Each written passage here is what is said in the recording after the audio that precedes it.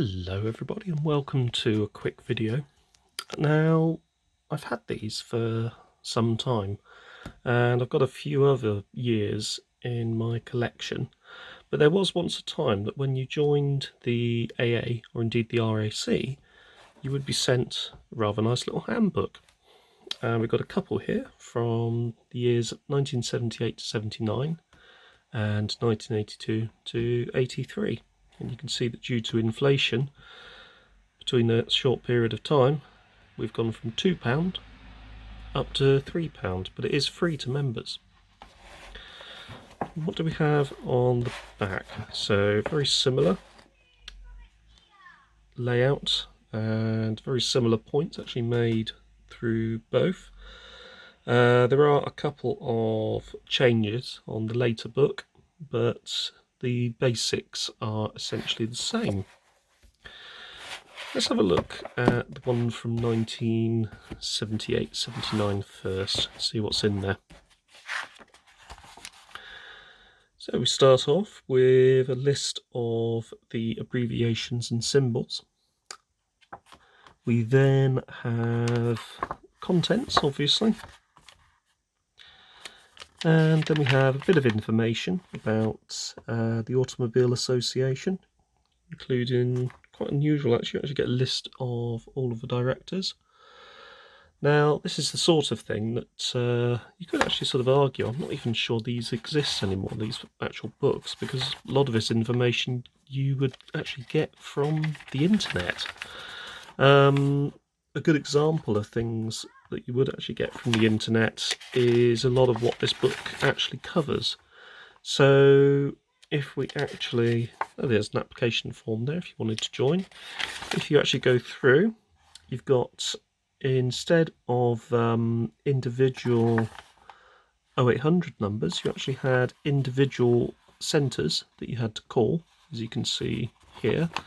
There were quite a few around the country, so if you broke down, say, near Taunton, for example, you'd have to call the Taunton Centre on 3363.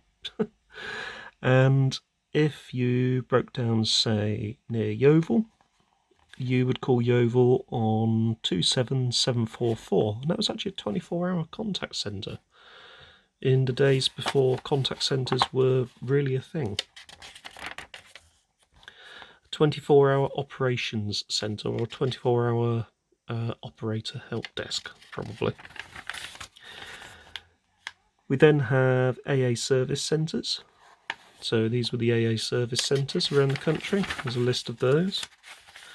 And then the AA road services, free breakdown service, etc.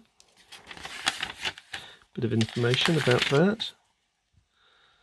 Various bits and pieces. Actually, that's interesting. Selection of tide times for the London Bridge for 1978 there. But the bit that actually interested me about this book was this section here. So basically it gives you a list of, not all of the hotels around the country, but hotels and bed and breakfasts, and also garages which have advertised, sort of made their presence known within this publication. There's also a list of major trunk roads and motorways, along with the various junctions along each of those, and to the left a simple map plotting the path of each one of those. Now, what is particularly interesting is London. At this time, pretty much the M25 didn't exist. You can see the plotted course of the M25 there, running from Chertsey down to Reigate via Leatherhead. But back in 1978 and 79, this didn't actually exist. That was not actually there. And then you got the link down here, which goes from sort of Reigate and Redhill sort of area, all the way along Sevenoaks, and eventually became the M26, where it joined up with the M20. Eventually it would actually go up and around and join up there. You can see a small stretch there, but it was quite a number of years before it actually developed all the way around the orbit of Greater London. So this really was sort of is still in these sort of early days of motorways, and certainly in the early days of the M25.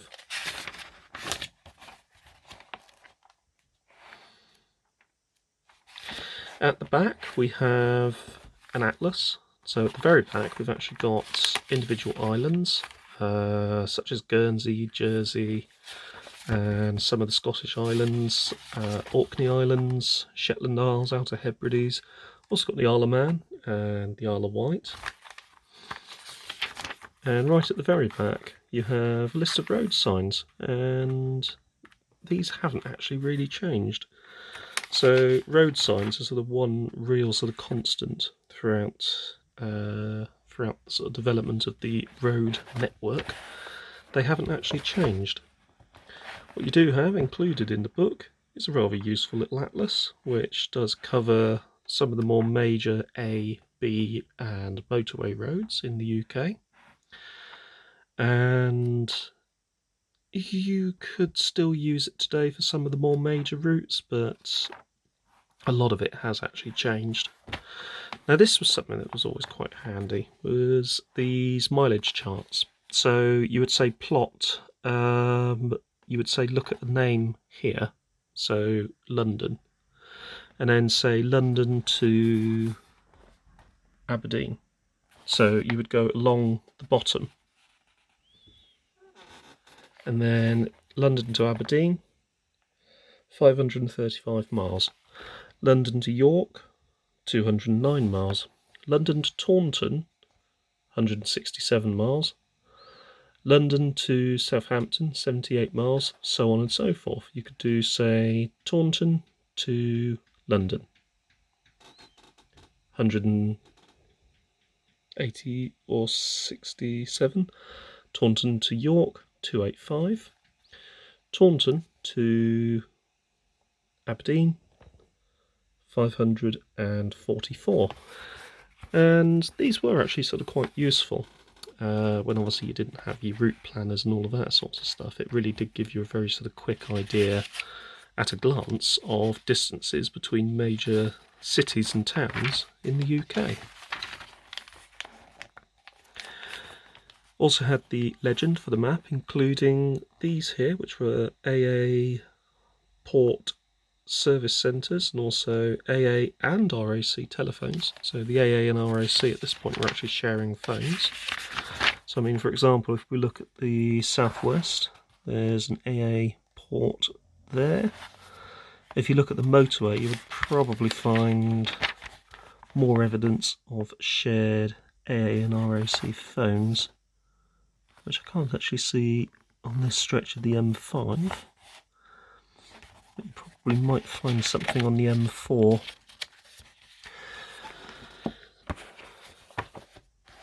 So how did things differ for 1983?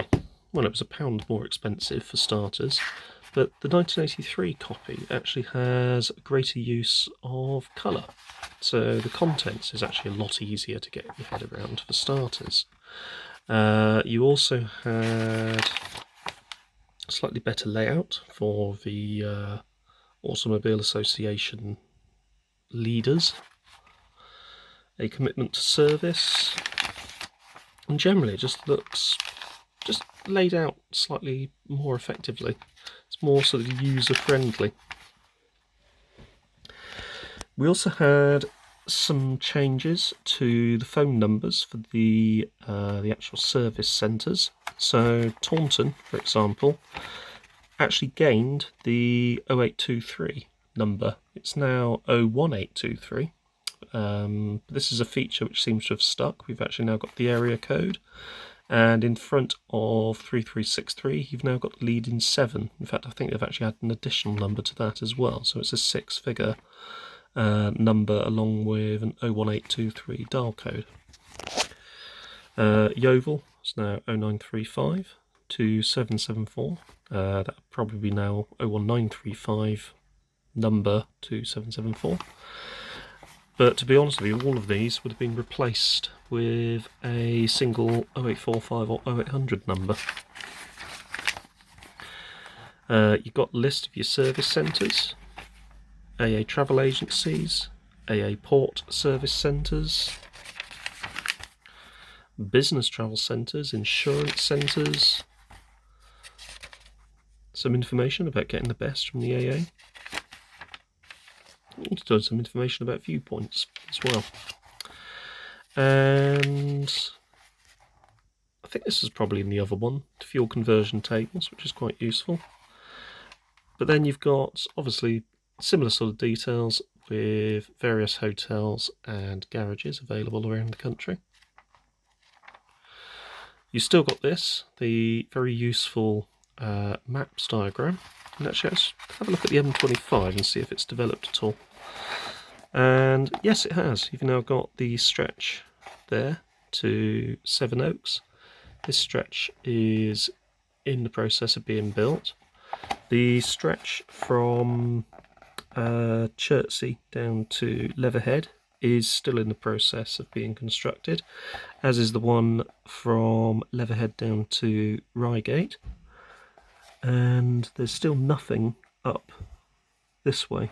So you can actually see, so just over a short period of time, there's quite a bit of work has actually been done to that London orbital, especially around this section here. There is an awful lot still going on, well, not still going on now, but an awful lot still going on at this time, until the full circuit was completed in around 1986, I think I want to say. Then right at the very back, your standard atlas. Similar layout again, very similar setup, and probably not a huge amount of change, apart from the N25, between here and 1978-79. And there we go, just a quick look really, but hope it's something that you have found interesting. If it is, don't forget to hit the like button, don't forget to subscribe, and I will speak to you all again soon. Take care and see you soon.